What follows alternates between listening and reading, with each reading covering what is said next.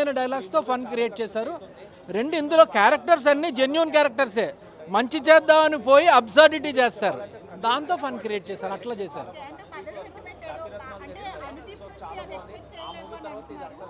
మన అనుదీప్ గారికి సెంటిమెంట్లు ఉండవండి. అతను యాక్చువల్గా ఎమోషన్స్ బాగా ఉన్న పైకి చూపించలేని ఒక సటిల్ పర్సన్ ఎలా ఉంటుంది బిహేవియర్, దాని మీద దీన్ని అసర్టివ్ అను అండర్ కార్పెట్ సెంటిమెంట్ లాగా తీశాడు. లౌడ్గా కాకపోయినా చిన్నగా టచ్ అలా అనిపించేటట్టుగా తీయగలిగాడు సెంటిమెంట్. యాక్చువల్గా ఫన్ మూవీకి రేటింగ్ అని అంత చెప్పలేము, బట్ ఓవరాల్గా సరదాగా వచ్చి హాయిగా పాప్కార్న్ కొనుక్కొని పిల్లలతో కామెడీగా చూడొచ్చు. It's a good fun movie. బాగుంది సినిమా, డైలాగ్స్ కూడా బాగున్నాయి, కానీ అనుదీప్ కామెడీ ఇంకొంచెం బాగుండాలి. జాతిరత్నాల కన్నా పర్లేదు, జాతిరత్నాలు అయితే బాగుంది. అనుదీప్ విశ్వక్సేన్ బాగానే చేశాడు విశ్వక్సేన్. హీరోయినా పర్లేదు. ఎలా ఉందంటే హీరోయిన్ ఎలా ఉందంటే, డైరెక్టర్ ఎలా ఉన్నాడంటే మొత్తం.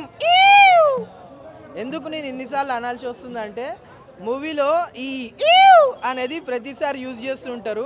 మనం కూడా ఫ్రెండ్స్తో ఉన్నప్పుడు మేము కూడా ఎవరైనా వెళ్తున్నా వస్తున్నా ఊకనే అంటుండే, అది ఇక్కడ నిజంగా మమ్మల్ని మేము చూసుకున్నట్టుంది. డైరెక్టర్ గారు అయితే 200 టికెట్కి 200 జోకులు వేసిరు. నిజంగా చెప్తున్నా, చాలా అంటే చాలా బాగుంది మూవీ. అయితే డబ్ల్యూడబ్ల్యూఎఫ్లో ఉంటాడు కేను, హిట్ కొట్టాడు విశ్వక్సేన్. దీనికి కూడా ఒక ఎందుకు ఇన్నిసార్లు అంటున్నా అంటే, నిజంగా సాంగ్స్ కూడా మ్యూజిక్ డైరెక్టర్ గారు ఒక సాంగ్ ఉంది, ప్రతి ఒక్కరు కనెక్ట్ అవుతారు. ఈ February 14th సాంగ్ ఏంటంటే ధీరే ధీరే తూ దిల్లే ఆ గయి మేరా దిల్లే లే గయి. హీరోయిన్ అయితే నిజంగా చాలా క్యూట్గా ఉంది.